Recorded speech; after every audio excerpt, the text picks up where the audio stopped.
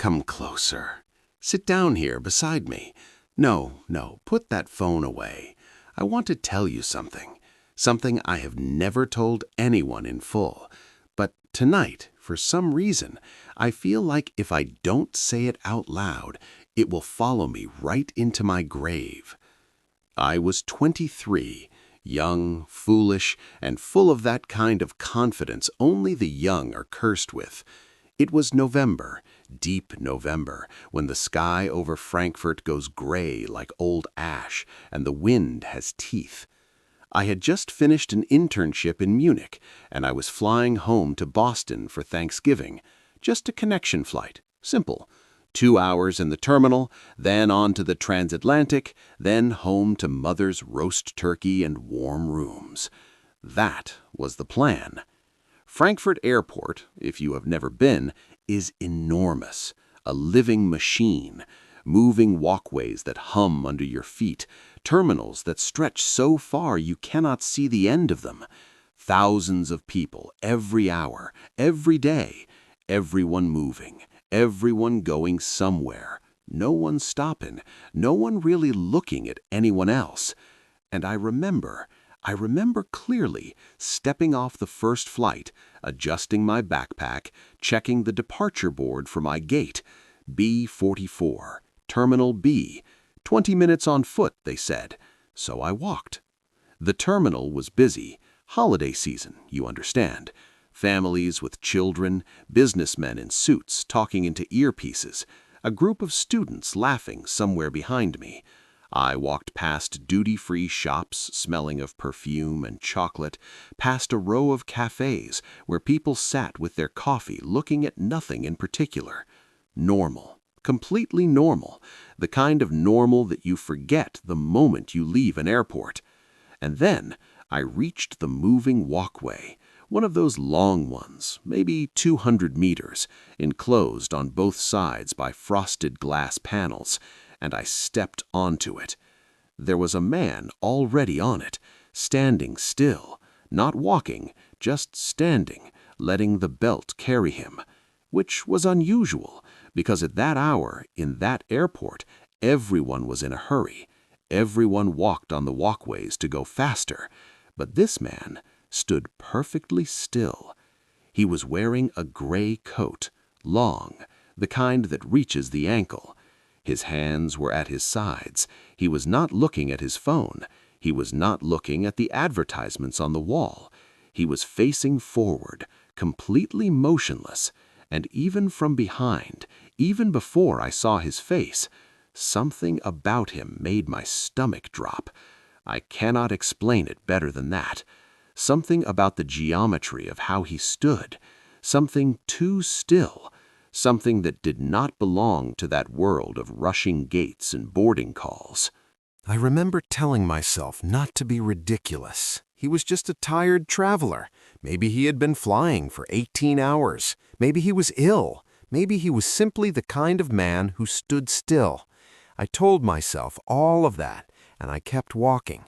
And the belt carried us both forward in that long glass corridor, and for about 30 seconds there was nothing around us but the hum of the mechanism and the pale fluorescent light, and the two of us. I pulled out my boarding pass to double-check the gate number, and in doing so, I dropped it. It fluttered down and landed just ahead of me on the belt. I took a step forward to pick it up, and in doing so, I came to within 2 meters of the man in the gray coat. He turned his head, just slightly, not fully, the way a person turns when they hear something but do not want to appear as though they heard it, and I saw his profile for just 1 second, 1 single second, before he turned back. He had no expression, none. Not tired, not bored, not absent, just nothing. A face as blank as a wall, and his eyes were open, fully open, and they were looking at something that was not there, not ahead of him, not at the moving floor, not at me, at something else, something past everything. I picked up my boarding pass. I did not run. I did not want to run. I walked. I walked at a careful pace because some part of my 23-year-old brain was still insisting there was a rational explanation. But I passed him. I passed him on the left, the way you do. And as I moved level with him, I felt, and I know how this sounds, I felt cold. Not the air conditioning cold, not a draft from a door. Cold from him. A cold the way you feel it walking through a shadow on a summer street, that sudden patch of chill that makes you look up and wonder where the sun went. I moved past him. I did not look back. I kept walking until the walkway ended and I was back among the main flow of the terminal. Announcements overhead, a child crying somewhere, a cleaning cart rolling past, and I breathed. I stood there for a moment outside a newsagent, and I breathed, and I thought, you are a fool. You are a tired, hungry, over-caffeinated fool, and that was just a man. I bought a sandwich. I found a seat near my gate. I had 40 minutes. I sat down, unwrapped my food, and I watched the gate slowly fill with other passengers. And I was fine. I told myself I was fine. I ate. I checked my phone. I called my mother and told her I was in Frankfurt and would be home by morning. She said she was making the cranberry sauce from scratch. I said good. Normal things. Safe things. It was when I stood up to join the boarding queue that I saw the gray coat again. He was standing at the window. Not at my gate, mine was B44, but at the gate directly across the corridor, B43, which was dark, closed. No flight on the board for that gate, no passengers, just him, standing at the glass, looking out at the tarmac. And the tarmac was dark too. No plane, no ground crew, just wet black asphalt under terminal lights and the distant blinking of a runway beacon going on and off. I stopped walking. People moved around me, rolling their carry-ons, talking into phones. The boarding queue shuffled forward, and I stood there, frozen in the middle of the corridor, watching a man stand at a dark gate, looking at nothing. And I cannot tell you why, but the fear I felt then was not the small nervous fear of before. It was something larger, something that sat in the chest and would not move.